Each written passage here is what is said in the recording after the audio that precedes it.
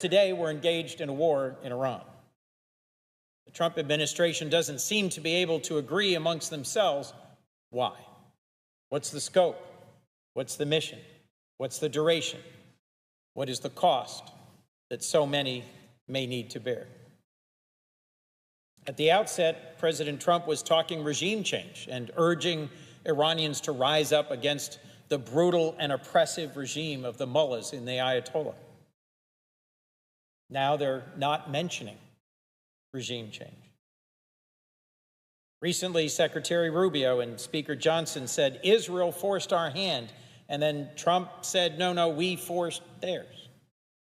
There's been talk of taking out their Navy, of going after ballistic missile launchers, of preventing the resurrection of a supposedly obliterated nuclear weapons program, but without real clarity.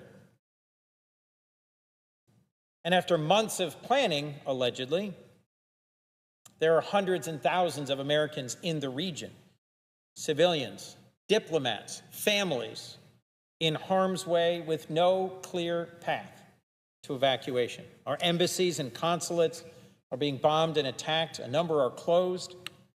And there's been no compelling explanation of the urgency of why this was imminent, of why this body, this Senate, couldn't carry out its constitutional role and authorize this war. I represent Delaware. The Dover Air Force Base in the center of our state, in our state capital, is where every American who falls in service to our nation first returns to our soil.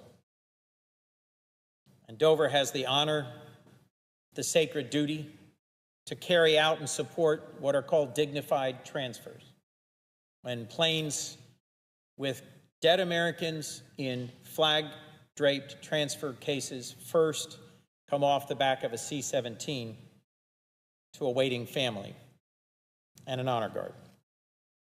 I've stood on the flight line at Dover next to President Trump, President Biden, President Obama, and a whole range of senior military officers as we've witnessed this grave, solemn duty.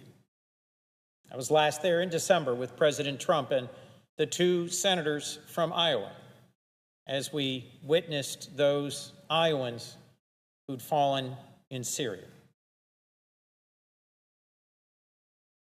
And I soon hope to return to be able to join in witnessing and honoring the homecoming of Captain Cody Cork, of Sergeant First Class Noah Tegens, Sergeant First Class Nicola Moore, and Sergeant Declan Cody.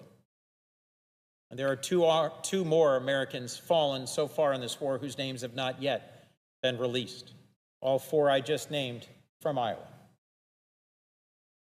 I am so grateful to the men and women of AFMAO, the Armed Forces Mortuary Affairs Operations Unit, and to Fisher House, a nonprofit-funded special place for the families of the fallen on the grounds of Dover Air Force Base, where those who've just learned of their deep loss are hosted.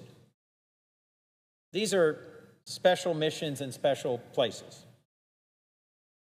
The volunteers from our community at Fisher House, the service members who staff and support AFMAO, the folks at the Personal Effects Depot who do an incredible job preparing the remains of the fallen for return to their home states for burial. The members of the Chaplaincy Corps and the military liaison officers who help comfort and engage and support the families. It's the very least we could do as a nation to respect and honor our brave and bold who volunteered to be a part of the greatest military in the world. I'm always grateful when other members of this body join for these dignified transfers. And in the last year, 2 senators from Illinois, 2 senators from Georgia, as well as members of the House, have come and joined in these strikingly awful ceremonies. There is a sound that a mother and a widow make when they first recognize the movement of a flag-draped coffin holding the remains of their loved one that you can never unhear. And that presence, that sound, that grief, that keening into the wind should be on the heart of every senator, of every American leader, as we vote on whether or not to commit our nation's armed forces to war. I come from a family with a long record of military service back to our nation's first war. My brother, my sister-in-law, my father, my uncles all served.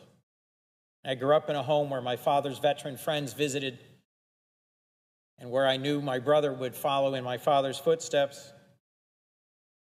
It seemed to me just a part of American life.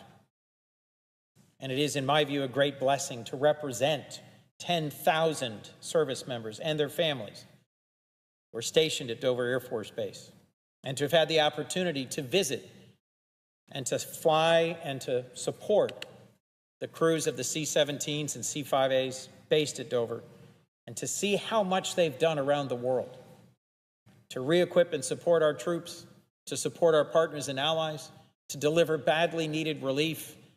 In the case of disasters, they carry out an incredible mission. And I can only imagine the heartsick feeling of knowing on the news that there are 6 fallen Americans, but not yet knowing who, and wondering if that terrible knock will come on your door, whether in Dover, Delaware, or any other American base. We should be careful about opening a door into chaos in the Middle East when we can't see the other side of it. We should not take our men and women into war without clear plans, without clear purposes. With our bases now under continuous fire, our president talked casually the other day about how he's been through so much. He has refused to rule out sending boots on the ground to Iran. Has made it clear he understands there will be casualties, maybe many, many more, and says that death in war is just part of the way it is. These 6 fallen so far, and 24 more severely injured, have sacrificed for our nation. Those honored dead gave the last full measure of devotion for us, and we owe them and their families that same respect. Earlier today, just 2 hours ago on this floor, we voted on whether to proceed to a war powers resolution. And I voted yes. I voted to rein in this reckless war of choice. At the very least, what we owe our service members is a debate, a public briefing, an explanation, an accounting of why this war and what its ends are. Just last week, during the President's State of the Union address at the other end of this building, in the House chamber, I sat respectfully as President Trump spoke for nearly 2 hours on every imaginable subject, but he spent just 3 minutes on Iran. For the strengths and weaknesses of President Bush and the approach that led to the Iraq War, I will at least say this. There was briefing after briefing, debate after debate, and a vote in this chamber to authorize that war, as the Constitution requires. That is not happening now. It is not happening here, and it should. So, to the families of the fallen, to the men and women of our nation who are in that 1% that serves and stands in harm's way, know that your nation mourns with you and honors you. Proverbs teaches that the memory of the righteous is a blessing. We hold the memory of these beloved fallen in our hearts, and I pray that the Lord will comfort those who mourn, bind up their wounds, and heal their heartbreak.